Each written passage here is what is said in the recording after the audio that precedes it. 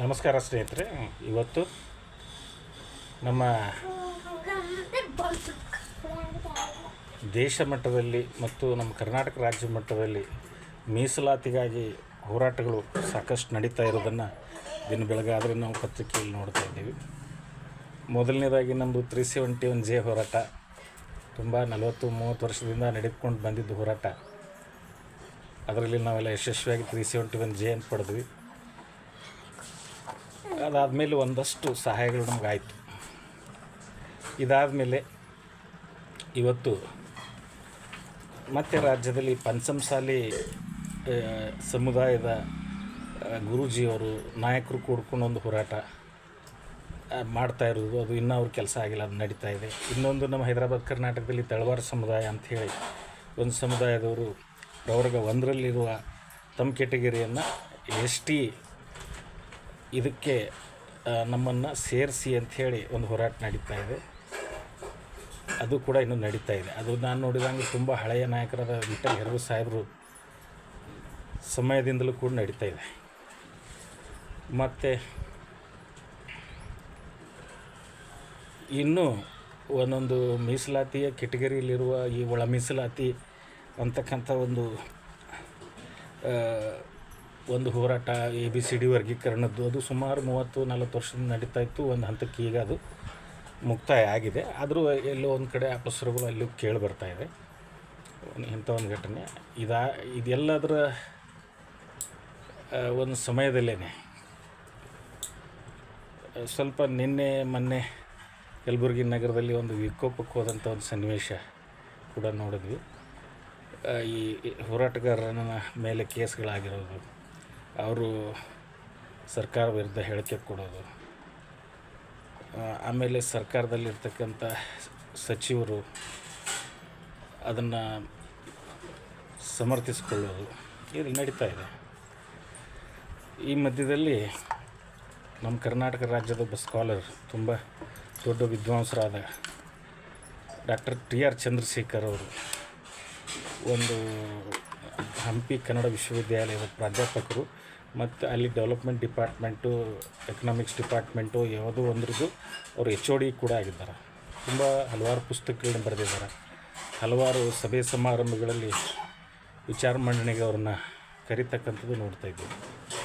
ಅವರು ಇತ್ತೀಚೆಗೆ 1-2 ವರ್ಷದ ಒಳಗೆ ಒಂದು ಪುಸ್ತಕ ಬಿಡುಗಡೆ ಮಾಡಿದ್ದಾರೆ ರೀಸೆಂಟಾಗಿ. ಅದರ ಹೆಸರು ನಿರುದ್ಯೋಗ. ಆ ಪುಸ್ತಕ ನಾನು ಓದಿದೆ, ತುಂಬ ಚೆನ್ನಾಗಿದೆ. ಅದರಲ್ಲಿ ಒಂದು ಕಡೆ ಹೇಳ್ಕೊಳ್ತಾ ಇದ್ದಾರೆ, ಈ ಮೀಸಲಾತಿ ಹೋರಾಟಗಳು ಯಾಕೆ ಹೆಚ್ಚಾಗ್ತಾ ಇವೆ ಅಂದರೆ ಈ ನಿರುದ್ಯೋಗ ಸಮಸ್ಯೆ ಆಗಿರೋದರಿಂದ ಹೆಚ್ಚಾಗ್ತಾ ಇವೆ ಅಂತ.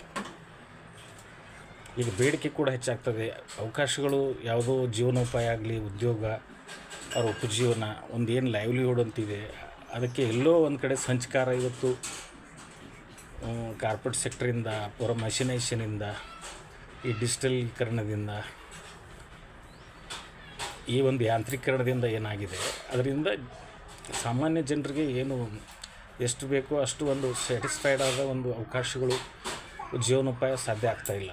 ಅವ್ರಿಗೇನು ಅನ್ನಿಸ್ತಾ ಇದೆ, ನಾಯಕರುಗಳಿಗೆ ನಾವು ಮೀಸಲಾತಿಯಲ್ಲಿ ಅವಕಾಶ ತೊಗೊಂಡ್ರೆ ಒಂದು ಸ್ವಲ್ಪ ನಮ್ಮ ಜನರಿಗೆ ಹೆಲ್ಪ್ ಆಗುತ್ತೆ, ಅದರಿಂದ ನಮ್ಮ ಜನ ನಮಗೆ ಬೆಂಬಲಿಸ್ತಾರೆ ಅಂತಕ್ಕಂಥದ್ದು ಕೂಡ ಇದ್ದೇ ಇರ್ತದೆ. ಅದು ಈಗ ಸರ್ಕಾರದಲ್ಲಿರೋರು ಇಲ್ಲ, ಕಾನೂನಲ್ಲಿ ಇಲ್ಲ ಅಂತ. ಕಾನೂನು ಸೂಕ್ಷ್ಮವಾಗಿದೆ, ಯಾರಿಗೆ ಎಷ್ಟು ಕೊಡಬೇಕು, ಯಾರಿಗೇನು ಕೊಡಬೇಕು ಅಂತ ಇದೆ. ಅದು ಮೊದಲಿಂದ ಸಂವಿಧಾನದಲ್ಲಿದೆ. ಅದು ಕೆಲವರು ಪ್ರಮಾಣ ಪತ್ರ ತೊಗೊಂಡಿದ್ದಾರೆ, ಅವ್ರು ಕೊಟ್ಟಿದ್ದಾರೆ, ಅದು ಈಗ ನೀವು ಯಾಕೆ ಕೊಡಲ್ಲ ಅಂತ ಇವ್ರು ಕೇಳ್ತಾ ಇದ್ದಾರೆ. ಇಲ್ಲ, ಅದು ಮೊದಲು ಕೊಟ್ಟಿದ್ದೇ ತಪ್ಪು, ಅದನ್ನು ರದ್ದು ಮಾಡೋಕ್ಕೆ ನಾವು ಹೇಳಿದರೆ ಅದು ರದ್ದು ಮಾಡದಿರೋಂಗೆ ನೀವು ಪ್ರಭಾವ ಬೀರ್ತಾಯಿದ್ರಿ ಅಂತ ಒಂದು ಘಟನೆ. ಸ್ನೇಹಿತರೆ, ಇವತ್ತು ನಡೀತಾ ಇರೋ ಘಟನೆಗಳು ಎಲ್ಲ ಸರಿ. ಅದು ಏನು ಅವಕಾಶಗಳು ಸಿಗಬೇಕು, ಕೇಳಬೇಕು ಅಂತ ಇದೆ, ಕೇಳಬೇಕು, ಸರ್ಕಾರದವ್ರ ಹತ್ರನೇ ಕೇಳಬೇಕು, ಕೇಳ್ತಾ ಇದ್ದಾರೆ, ಸರಿಯಾಗಿ ಇದೆ. ಆದರೆ ಇದಕ್ಕೆ ಪರಿಹಾರ ಏನು? ಈಗ ನಾವು ಹೋರಾಟ ಮಾಡಿ 371ದಿಂದ ಶಿಕ್ಷಣ ಮತ್ತು ಉದ್ಯೋಗದಲ್ಲಿ ತೊಗೊಂಡಿವಿ. ಎಷ್ಟು ಜನರಿಗೆ ಸಿಕ್ತು, ಎಷ್ಟು ಸ್ಕ್ಯಾಮ್ ಆಯಿತು ನೇಮಕಾತಿಗಳಲ್ಲಿ, ಅದೇನೋ ಟೋಟಲ್ ಕೇಸ್ ನಡೀತಾನೇ ಇವೆ. 2013ಕ್ಕೆ ನಮ್ಮದು ಫೈನಲ್ ಆಯಿತು 371J. ಒಂದಷ್ಟು ಏನು ಎಜುಕೇಷನ್ ಅಡ್ಮಿಷನ್ಸ್ ಅಂತೇನಿದೆ ಶೈಕ್ಷಣಿಕವಾಗಿ, ಅದರಲ್ಲಿ ಏನೋ ಸ್ವಲ್ಪ ಸಮಸ್ಯೆ ನಮ್ಮಲ್ಲಿ ಆಗ್ತಾಯಿಲ್ಲ. ಬೇರೆ ಕಡೆ ಏನು ಸ್ವಲ್ಪ ಆಗಿದೆ, ಆದರೂ ಕಡಿಮೆ. ಈ ಎಜುಕೇಷನ್ ಲೆವೆಲಲ್ಲಿ ಏನು 370 ಜೆಯಲ್ಲಿ ಏನು ಸಿಕ್ಕಬೇಕಿತ್ತು ಒಂದು ಹಂತಕ್ಕೆ ಸಿಕ್ಕಿದೆ ಅಂತ ಹೇಳ್ಬೋದು. ಆದರೆ ಉದ್ಯೋಗದಲ್ಲಿ ನಮಗೇನು ಅಂಥ ದೊಡ್ಡ ತೃಪ್ತಿಕರ ಅಂತ ಹೇಳುವಂಗಿಲ್ಲ. ಆಮೇಲೆ ಮ್ಯಾಕ್ಸಿಮಮ್ 50-60% ಎಲ್ಲ ಸ್ಕ್ಯಾಮೇ ಆಗಿದೆ ಅಲ್ಲಿ. ಅದು ಒಂದು ಓಕೆ ಒಂದು ಹಂತಕ್ಕೆ. ಬಟ್ ಈಗ ಮತ್ತೆ ಈ ಹೋರಾಟ ಸ್ಟಾರ್ಟ್ ಆಗಿದೆ. ಏನು ಈಗ ಇದು ಒಳ ಮೀಸಲಾತಿ ಅದು ನಡೀತಾ ಇದೆ. ಈಗ ಒಂದು ಹಂತಕ್ಕೆ ಸರ್ಕಾರ ಪರಿಹಾರ ಮಾಡಿದ್ಮೇಲೆ ಮತ್ತೆ ಇನ್ನೊಬ್ಬರ ಅಪಸ್ವರ ತೆಗಿತಾ ಇದ್ದಾರೆ, ಅದು ಆಯಿತು. ಈಗ ST ಪಟ್ಟಿಗೆ ಸೇರಿಸೋದು ಇನ್ನೊಂದು ಹೋರಾಟ ಇದೆ. ಅವ್ರದ್ದೆಲ್ಲ ನ್ಯಾಯಯುತವಾದ ಬೇಡಿಕೆಗಳೇ. ಅದಕ್ಕೆ ಈಗ ಸರ್ಕಾರ ಏನು ಯೋಚನೆ ಮಾಡಬೇಕು ಅಂದರೆ, ಈಗ ಒಬ್ಬ ಸ್ಕಾಲರ್ ನಮ್ಮ TR ಚಂದ್ರಶೇಖರ್ ಸಾಹೇಬ್ರದ್ದು ಒಬ್ಬ ಪುಸ್ತಕ ಓದಿದಾಗ ಮೈ ಜುಮ್ಮಂತು ನನಗೆ. ಈಗ ಉದ್ಯೋಗ ಅವಕಾಶಗಳು, ಜೀವನೋಪಾಯಗಳು, ನಾನು ಸೆಕ್ಯೂರ್ ಆಗಿದ್ದೇನೆ, ನಾನು ಭದ್ರವಾಗಿದ್ದೇನೆ ಅಂತಕ್ಕಂಥ ಭಾವನೆ ಜನರಲ್ಲಿ ಬಂದರೆ ಈ ಥರದ ಬೇಡಿಕೆ ಇಡೋದಿಲ್ಲ. ಆ ಬೇಡಿಕೆ ತೊಗೊಂಡು ಅವ್ರು ಮಾಡೋದಾರ ಏನು? ಆ ಸರ್ಟಿಫಿಕೇಟ್ ಕೊಡ್ತಾರಪ್ಪ. ಸರ್ಟಿಫಿಕೇಟ್ ತೊಗೊಂಡೋಗಿ ಏನು ಮಾಡೋದು? ಅವಾಗ ಮನ್ಯಾಗ ಹೋಗಿ ಪೇಟೆಗೆ ತಿಜೋರಿದಾಗ ಇಡೋದು ಅಷ್ಟೇ. ಮತ್ತು ನಮ್ಮ 371 ಸರ್ಟಿಫಿಕೇಟ್ಸು ಕೂಡ ಹಾಗೆ ಆಗ್ತಾಯಿದೆ ಭಾಳಷ್ಟು ಜನರದ್ದು.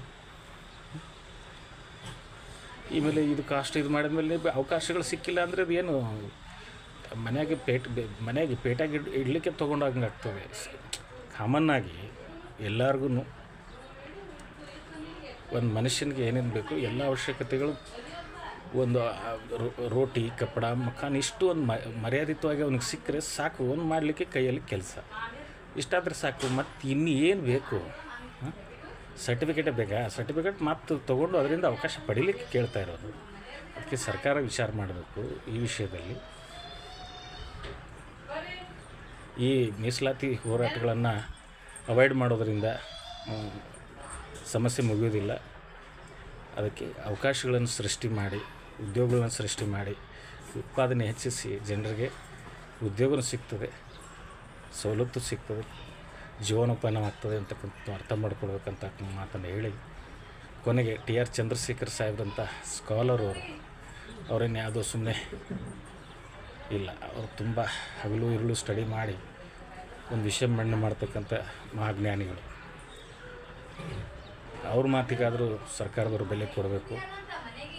ಅವಕಾಶಗಳನ್ನು ಹೆಚ್ಚಿಸಿ, ಉದ್ಯೋಗ ಹೆಚ್ಚಿಸಿ, ಉತ್ಪಾದನೆ ಹೆಚ್ಚಿಸಿ, ಎಲ್ಲರಿಗೂ ಸವಲತ್ತು ಸಿಗ್ತದೆ. ಯಾರವಾಗ ನಿಮಗೆ ಮೀಸಲಾತಿ ಅದು ಇದು ಮೀಸಲಾತಿ ಎಲ್ಲ ಕೊಡಲೇಬೇಕು, ಅದು ಕಾನೂನುಬದ್ಧವಾಗಿ.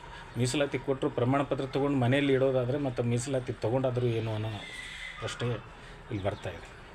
ಅದಕ್ಕೆ ದಯವಿಟ್ಟು ಇದ್ರ ಬಗ್ಗೆ ವಿಚಾರ ಮಾಡಬೇಕು. ಮತ್ತು ಯಾರೂ ತಪ್ಪು ಭಾವಿಸಬಾರ್ದು. ಮೀಸಲಾತಿ ಕೇಳೋರು ಕೂಡ ಈ ವಿಷಯ ಅರ್ಥ ಮಾಡ್ಕೋಬೇಕು. ಎಲ್ಲರಿಗೂ ಒಂದು ಅವಕಾಶಗಳು ಸೃಷ್ಟಿ ಮಾಡಿ ಸರ್ಕಾರ ಅಂತ ಒಂದು ಬೇಡಿಕೆ ಅದ್ರ ಜೊತೆ ಇಡಬೇಕು ಅಂತ ಹೇಳಿ ನಾನು 2 ಮಾತುಗಳನ್ನು ಇಲ್ಲಿಗೆ ವಿರಾಮ ಕೊಡ್ತಾಯಿದ್ದೀನಿ. ನಮಸ್ಕಾರ.